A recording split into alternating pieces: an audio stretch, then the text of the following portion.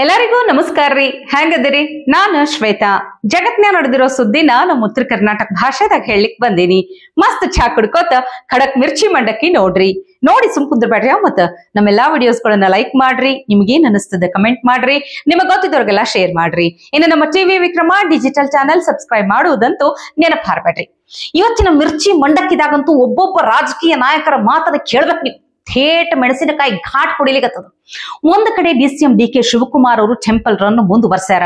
ತಮಿಳುನಾಡಿನ ಪ್ರತ್ಯಂಗಿರ ಆಯ್ತು, ಈಗ ಕರ್ನಾಟಕದ ಶೃಂಗೇರಿ ದೇವಾಲಯಕ್ಕೆ ಭೇಟಿ ಕೊಟ್ಟಾರ. ನೋಡ್ರಿ, ಒಟ್ಟನ್ಯಾಗ ಶತ್ರು ಸಂಹಾರ ಮಾಡ್ಬೇಕು ಅಂತ ಅವ್ರಂತೂ ತಿರುಗಾಡ್ಲಿಕತ್ತಾರ.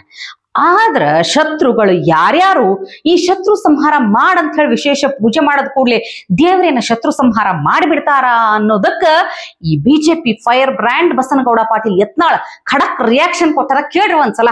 ಕಾಂಗ್ರೆಸ್ ಪಾರ್ಟಿಯಲ್ಲೂ ಕೂಡ DK ಶಿವಕುಮಾರ್ ಅವರು ಈಗ ಪ್ರತ್ಯಂಗಿರಿ ದೇವಿಯ ಪ್ರಾರ್ಥನೆ ದರ್ಶನಕ್ಕೆ ಹೋಗಿದ್ದಾರೆ. ಅಂದ್ರೆ ಅಲ್ಲಿ ಶತ್ರು ಸಂಹಾರನೋ ಶತ್ರುಗಳಂದ್ರೆ ಯಾರು? ಸಿದ್ದರಾಮಯ್ಯನ ನಾಶ ಆಗಬೇಕು. ಶತ್ರು ಅಂದ್ರೆ ಯಾರು? ನಮ್ಮ ಸತೀಶ್ ಜಾರಕಿಹೊಳಿ ನಾಶ ಆಗಬೇಕು. ಶತ್ರು ಅಂದ್ರೆ ಯಾರು? ಇವರೆಲ್ಲರೂ ನಾಶ ಆಗಬೇಕು. ಪರಮೇಶ್ವರ ನಾಶ ಆಗಬೇಕು. ಪಾಪ ಹೋಗ್ಯಾರ ಅವರು. ಯಾರು ನಾಶ ಆಗೋದಿಲ್ಲ. ಯಾರನ್ನ ನಾಶ ಆಗಿರುತ್ತೆ ದೇವ್ರ ಬಳಿ ಬಿಡಿದ್ರೆ ದೇವ್ರು ಎಂದೂ ಅಂಥದಕ್ಕೂ ಅಲೋವ್ ಮಾಡೋದಿಲ್ಲ. ಸುಪ್ರೀಂ ಕೋರ್ಟ್ನಾಗ ಯಾವ ಕೆಲವೊಂದಕ್ಕೆ ಹಂಗೆ ಅಲೋವ್ ಮಾಡೋದಿಲ್ಲ, ದೇವ್ರನ್ನೂ ಅಲೋವ್ ಮಾಡೋದಿಲ್ಲ. ಆದರೆ ಇಷ್ಟು ಮಾತ್ರ ಹೇಳ್ತೀನಿ, ಇವ್ರು ಏನು ಯಾವ ಪ್ರತಿಂಗ್ಯಾರ ಮಾಡಲಿ, ಯಾವ್ದಾರ ಮಾಡಲಿ, ಯಾವ್ದಾರ ಜ್ಯೋತಿಷ್ಯ ಜನವರಿ ಒಳಗೆ DK ಶಿವಕುಮಾರ್ ಮುಖ್ಯಮಂತ್ರಿ ಆಗೋ ಖಚಿತ ಅಂತೇಳಿ ಹೇಳ್ದೆ ಯಾರು ಹೇಳಿದ್ರು ಏನಾಗೋದಿಲ್ಲ. ಸಿದ್ದರಾಮಯ್ಯ ನಾ ಚಾಲೆಂಜ್ ಮಾಡ್ತೀನಿ, DK ಶಿವಕುಮಾರ್ಗೆ ಅಧಿಕಾರ ಹಸ್ತಾಂತರ ಮಾಡೋದಿಲ್ಲ. ಬಾ, ಆ ಲಾಸ್ಟ್ ಸಾಲಂತೂ ಭಾರಿ. ಸಿದ್ದರಾಮಯ್ಯ ಅಧಿಕಾರ ಹಸ್ತಾಂತರ ಮಾಡುವುದೇ ಇಲ್ಲ ಅಂತ ಖಡಾಖಂಡಿತವಾಗಿ ಹೇಳ್ಬಿಟ್ರು. ಅಲ್ಲ, ಇದೇ ಮಾತ ಖರೆ ಅಂತ ಹೇಳಿ DK ಅವರು ಒಪ್ಕೊಂಡಾರ. ಯಾಕಂದ್ರೆ ಇವತ್ತು ಅವ್ರು ಮಾತಾಡಿದ್ ಕೇಳಿದ್ರೆ ಹಂಗೆ ಅನಿಸ್ಲಿಕ್ಕತ್ತದ. ನೋಡ್ರಿ, ಈಗ ಅವ್ರಿಗಂತೂ CM ಆಗ್ಬೇಕನ್ನೋ ಆಸೆ ಮನಸ್ಸ ಇಲ್ಲ ಐತ್ಯಾ? ಏನಿಲ್ಲ, ಒಂದು ಪ್ರಯತ್ನ ಮಾಡ್ಲಿಕ್ಕತ್ತಾರ. ಇಂಥ ಟೈಮ್ನಾಗ ಯಾರೇ ಇದೇ ಅವಧಿದಾಗ DK ಅವರು CM ಆಗ್ತಾರ ಅಂತಂದ್ರ ಅವ್ರು ಹಿಗ್ಗು ಪಡ್ಬೇಕಾಗಿತ್ತು, ಖುಷಿ ಪಡ್ಬೇಕಾಗಿತ್ತು. ಆದ್ರ ವಿನಯ್ ಗುರೂಜಿ ಅವ್ರ ಆ ಮಾತು ಹೇಳಿದ ಕೂಡ್ಲೆ DK ಅವ್ರು ಹೆಂಗ್ ರಿಯಾಕ್ಟ್ ಮಾಡ್ಯಾರ? ಸರ್ಕಾರದ ಬಗ್ಗೆ, ಸರ್ಕಾರದ ವಿಚಾರದಾಗ ಯಾರು ಭವಿಷ್ಯ ನುಡಿಯೋದು ಬೇಡ ಅಂತ ಹೇಳಿಕತ್ತಾರ. ಕೇಳ್ರಿ. ಅಜ್ಜಯ್ಯನ ಮೇಲಿರೋ ನಿಷ್ಠೆ ಮತ್ತೆ ಧಾರ್ಮಿಕತೆ ಮೇಲಿರೋ ಶ್ರದ್ಧೆ ಈ ಸರ್ಕಾರ ಅವಧಿಯಲ್ಲಿ ಅವರನ್ನು ಕೂರಿಸ್ತಾರೆ ಅನ್ನೋದು ಗುರುಗಳ ದಯೆಯಿಂದ ಅದು ನಡೆಯುತ್ತೆ. ಆ ಸೀಟಲ್ಲಿ DK ಅವರು ಕೂತ್ರೆ ನಾವೆಲ್ಲರೂ ಅದಕ್ಕೆ ಖುಷಿ ಪಡ್ತೀವಿ. ನಾಟಕ ಇಲ್ಲದೊಂದು ರಾಜಕಾರಣಿ, ನಾಟಕ ಮಾಡ್ಲಿಕ್ಕೆ ಬರಲ್ಲ ಅವರಿಗೆ.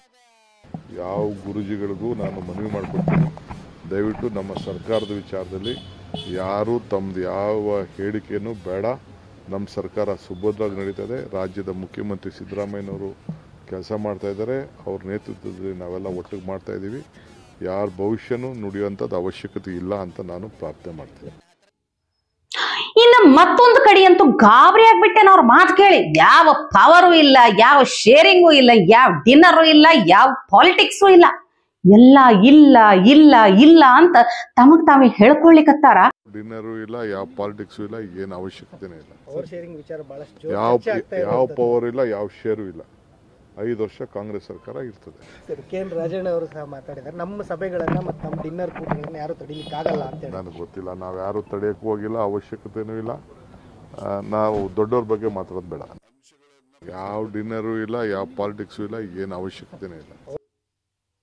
ನೋಡ್ರಪ್ಪ, ಎಲ್ಲಾ ಮಾತು ಕೇಳದ್ಮೇಲೆ DK ಅವ್ರು ಯಾಕೋ ಸೋಲ್ ಒಪ್ಕೊಂಡಾರೇನು ಅನಿಸ್ಲಿಕ್ಕತ್ತದ. ಯಾಕಂದ್ರ ಒಂದು ತಿಂಗಳಾಗಿರ್ಬೋದು, ಭಾಳ ಇಲ್ಲ. ಏನ್ ಹೇಳಿದ್ರು? CM ಸಿದ್ದರಾಮಯ್ಯನವ್ರ ಜೊತೆಗೆ ನನಗ್ ಹೊಂದಾಣಿಕೆ ಅದ, ಒಪ್ಪಂದ ಅದ, ಒಂದು ಸರಿಯಾದ ಸಮಯದ ಸಲುವಾಗಿ ಕಾಯ್ಲಿಕತ್ತೀನಿ ಅಂತ ಹೇಳಿದ್ರು. ಅಷ್ಟೇ ಅಲ್ಲದೆ ಯಾವಾಗ ಸಿದ್ದರಾಮಯ್ಯ CM ಆದ್ರು ಅದೇ ಟೈಮ್ನಿಂದ DK ಅವ್ರ ಜೊತೆನೇ ಅದಾರ. CM ಆಗೋ ರೇಸ್ನ್ಯಾಗ ಜೊತೆಗೆ ಅದಾರ, CM ಆಗಬೇಕು ಅನ್ನುವಂಥ ಆಸೆ ಇಟ್ಕೊಂಡಾರ. ಅಂದ್ರೆ ಈಗ ನೋಡಿದ್ರ ಅವ್ರ ಮಾತುಗಳೆಲ್ಲ ಕೇಳದ ಮೇಲೆ ಸೋಲ್ ಒಪ್ಕೊಂಡ್ರ ಅಥವಾ ಸೋತು ಗೆಲ್ಲುವಂತ ಹೊಸ ತಂತ್ರ ಬಳಸ್ಲಿಕತ್ತಾರೇನು? DK ಅವರು ಶಾರುಖ್ ಖಾನ್ ಆಗ್ಲಿಕ್ಕೆ ಹೋಗ್ಯಾರ. ಈ ಹಾರ್ಕರ್ ಜೀತ್ನೆ ವಾಲಂಕು ಬಾಜಿಗರ್ ಕೆಹತೆ ಅಂತಾರಲ್ಲ, ಹಂಗ ಬಾಜಿಗರ್ ಆಗ್ಲಿಕ್ಕೆ ಹೊಂಟಾರ, ಯಾರಿಗ್ ಗೊತ್ತು. ಆದ್ರೆ ಇಲ್ಲಿ ನೋಡ್ರಪ್ಪ, ಸಹಕಾರ ಮಂತ್ರಿ ರಾಜಣ್ಣ ಅವ್ರು ಏನ್ ಹೇಳಿಕತ್ತಾರ ಅಂದ್ರೆ, ನಾ ಹೇಳಿದ ಮಾತು ಕೇಳಿ ಬಹುಶಃ DK ಅವರು ಸುಮ್ನಾಗಿರ್ಬೇಕು ಅಂತ ಅಲ್ಲಿಕತ್ತಾರ. ಹಂಗಾದ್ರೆ KN ರಾಜಣ್ಣ ಅವ್ರು ಏನ್ ಹೇಳ್ತಾರ ಕೇಳ್ರಿ. ಖರೆ ಅದ ಬಿಡ್ರಿ, ಸಣ್ಣ ಮಕ್ಳಿಗೆ ಹೇಳ್ದಂಗಿದು. 1 ವರ್ಷ ಎಕ್ಸಾಮ್ನಾಗ ಅರ್ಧ ತಿಂಗಳು ಮುಗಿದು ಹೋಗಿರ್ತೈತಿ, 6 ತಿಂಗಳು ಮುಗಿದು ಹೋಗಿರ್ತೈತಿ. ಇನ್ನು ಮತ್ತೆ ಸಬ್ಜೆಕ್ಟ್ ಚೇಂಜ್ ಮಾಡಿದ್ರೆ ಹೆಂಗ್ ನಡೀತೈತಿ? 1 ವರ್ಷ ಪೂರಾ ಹೋಗ್ಲಿ ಬಿಡು ಅಂದಂಗ ಆಯ್ತಿ ಇವ್ರ ಮಾತ. ಮತ್ತೆ ಇದನ್ನ ಖರೆ ಅಂತ ತಿಳ್ಕೊಂಡ್ರು ಅಥವಾ ಒಳಗೆ ಏನು ತಂತ್ರ ಮಾಡ್ತಿರ್ತಾರೋ ಯಾರಿಗೊತ್ತು. ಬಹಳ ಚಾಲು ಅದಾರ ಬಿಡ್ರಿ ಅವರು. ಆದ್ರೆ ಈ ತಂತ್ರಗಳು ಬಹಳ ದಿನ ಮುಚ್ಚಿಡ್ಲಿಕ್ಕೆ ಆಗೋದಿಲ್ರಪ್ಪ. ಹಂಗ ಒಂದೊಂದೊಂದೊಂದು ಹೊರಗೆ ಬರ್ತಿರ್ತಾವ, ನಾನು ನಿಮ್ಗೆ ಹೇಳ್ಕೊತಿರ್ತೀನಿ. ಇನ್ನು ನಿಮಗೆಲ್ಲ ಗೊತ್ತಿದ್ದಂಗ ಬಸ್ ರೇಟ್ ಹೆಚ್ಚಿಗಾಯ್ತು, ಟಿಕೆಟ್ ರೇಟ್ ಏನಾಯ್ತು 15% ಹೆಚ್ಚಿಗಾಯ್ತು. ಆದ್ರೆ ಇಲ್ಲಿ ನೋಡ್ರಪ್ಪ, ಈ ಮೊದಲ 10 ರೂಪಾಯಿ ಇದ್ದಂತಹ ಟಿಕೆಟಿಗೆ 15 ರೂಪಾಯಿ ತಗೊಳ್ಲಿಕ್ಕತ್ತಾರ ಅಂದ್ರ ಸ್ವಲ್ಪ ಈ ಲೆಕ್ಕ ತಿಳಿಯೋರು, ಗಣಿತ ಬಲ್ಲೋರು ಹೇಳ್ಬೇಕು, ಇದನ್ನ 15% ಅಂತಾರ ಅಥವಾ 50% ಅಂತಾರ? 10 ಇದ್ದಿದ್ 15 ರೂಪಾಯಿ ಹೆಂಗ್ ಆಯ್ತಿದು? ಅಷ್ಟೇ ಅಲ್ರಿ, ಬಹಳಷ್ಟು ಕಡೆ ಈ ಹೊಸ ಟಿಕೆಟ್ ರೇಟ್ ಏನ್ ಬಂದೈತಲ್ಲ, ಬಹಳಷ್ಟು ಕಡೆ 15% ಅಂತ ಹೇಳಿ ಕರೆಕ್ಟ್ ಲೆಕ್ಕ ಹಾಕಿ ತಗೊಳಕತ್ತಿಲ್ಲ. ಮನಸ್ಸಿಗೆ ಬಂದಷ್ಟು ರೇಟ್ ಹೇಳಿಕತ್ತಾರ. ಮಂದಿ ಹೊಳ್ಳೆ ಆವಾಜ್ ಹಾಕಿ ಕೇಳದಾಗ ಒಂದು ಚಿಲ್ಡ್ರೆ ರೊಕ್ಕ ಹೊಳ್ಳೆ ಕೊಡ್ತಾರಂತ. ಇದು ಬಹಳ ಮಂದಿ ಹೇಳಿಕತ್ತಾರ ನೋಡ್ರಿ. ಹಿಂಗಾದ್ರ ಹೆಂಗ್ ಅಂತೀನಿ.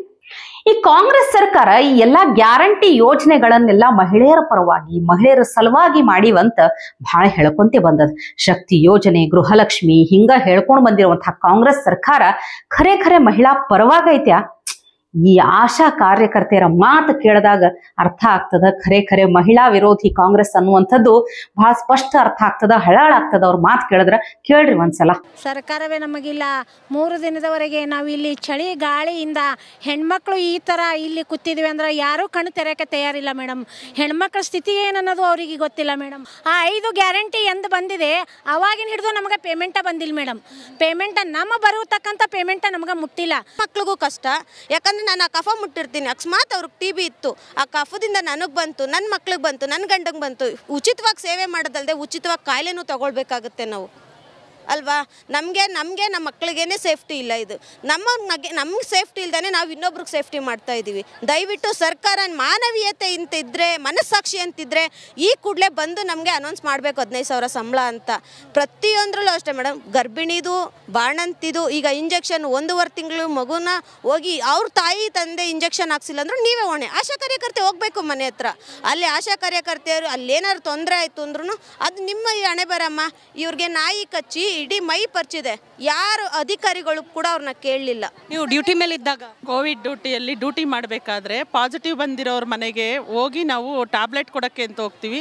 ಅವ್ರ ಗೇಟ್ ತೆಗೆದಿದ ತಕ್ಷಣ 3 ನಾಯಿ ಅಟ್ಟಿಸ್ಕೊಂಬಂದು ಒಂದು ರೋಡ್ ಫುಲ್ಲು ಇಟ್ಟಾಡಿಸುತ್ತೆ. ಅವತ್ತೂ ಯಾವ ಅಧಿಕಾರಿಗಳು ಬಂದು ಎಲ್ಲರಿಗೂ ವಿಷಯ ತಿಳಿಸಿದ್ದೀವಿ. ಯಾವ MLAನೂ ಬಂದು MLAಗೆ ಅವ್ರು ಕಂಪ್ಲೇಂಟ್ ಮಾಡಿದ್ದಾರೆ, ಬಂದು ನಮ್ಮ ಮನೆ ಹತ್ರ ನಮ್ಗೆ ಕರೆಕ್ಟಾಗಿ ಮಾತ್ರೆ ಕೊಟ್ಟಿಲ್ಲ ಅಂತ. ಅದನ್ನು ಸ್ವೀಕರಿಸಿದ್ರೆ ಹೊರತು ನೀವೇನಾಗಿದ್ದೀರಾ 1 ತಿಂಗಳು ನನ್ನ ಮೇಲೆ ಕೆದ್ದಿಲ್ಲ. ನೋಡ್ರಪ್ಪ, ಪಾಪ ತಾವು ಮಾಡುವಂತಹ ಕೆಲ್ಸಕ್ಕೆ ಸರಿಯಾಗಿ ಒಂದು ಪಗಾರ ಕೊಡ್ರಿ ಅಂತ ಧರಣಿ ಮಾಡ್ಲಿಕ್ಕತ್ತಾರ ಈ ಆಶಾ ಕಾರ್ಯಕರ್ತೆಯರು. ಇವರ ಮಾತು ಕೇಳಿ ನನಗಂತೂ ಬಹಳ ಮನಸ್ಸಿಗೆ ಹತ್ತತ್ತು. ನನಗನ್ನಿಸ್ತದ ಈ ಫ್ರೀ ಬಸ್ಸು, ಗೃಹಲಕ್ಷ್ಮಿ ರೊಕ್ಕ, ಅದು ಇದು ಪುಗ್ಸಟ್ಟೆ ಆಸೆ ತೋರಿಸೋದನ್ನ ಬಿಟ್ಟು ತಾವು ಏನು ಕೆಲಸ ಮಾಡ್ಲಿಕ್ಕತ್ತಾರ, ಏನು ಸೇವೆ ಸಲ್ಲಿಸ್ಲಿಕ್ಕತ್ತಾರ, ಅದಕ್ಕೆ ಸರಿಯಾಗಿ ಪಗಾರ ಕೊಡ್ರಿ, ಅವ್ರ ಬೇಡಿಕೆಗಳನ್ನು ಈಡೇರಿಸಿ ಪುಣ್ಯ ಕಟ್ಕೊಳ್ರಪ್ಪ ಸರ್ಕಾರದವ್ರಿ ಅಂತ ಕೇಳ್ಕೊಳ್ಳೋಂಗಾಗೈತೆ ನೋಡ್ರಿ. ಇವತ್ತಿನ ಕಾರ್ಯಕ್ರಮ ಮುಗಿಸ್ಲಿಕ್ಕತ್ತೀನಿ. ನಾಳೆ ಐತಾರದ ಭೇಟಿ ಆಗುದಿಲ್ಲ, ಸೋಮವಾರ ಭೇಟಿ ಆಗೋಣ. ನಮಸ್ಕಾರ ರೀ. ಟಿವಿ ವಿಕ್ರಮ, ದೇಶ ನಿಮ್ಮ ಕೈಯಲ್ಲಿ. ಈ ಕಾರ್ಯಕ್ರಮ ನಿಮಗೆ ಇಷ್ಟ ಆಗಿದ್ದಲ್ಲಿ ಲೈಕ್, ಶೇರ್ ಹಾಗೂ ಕಮೆಂಟ್ ಮಾಡಿ. ಟಿವಿ ವಿಕ್ರಮದ ಕಾರ್ಯಕ್ರಮಗಳನ್ನು ನಿರಂತರವಾಗಿ ವೀಕ್ಷಿಸಲು ಸಬ್ಸ್ಕ್ರೈಬ್ ಮಾಡಿ, ಬೆಲ್ ಐಕನ್ ಒತ್ತಿ.